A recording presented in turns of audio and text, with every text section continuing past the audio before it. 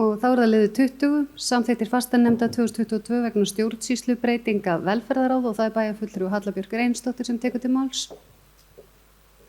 Forseti, ágætu bæjarfulltrúar, þetta liður 15 í fundargerð bæjarráðs, dagsettur 9. desember.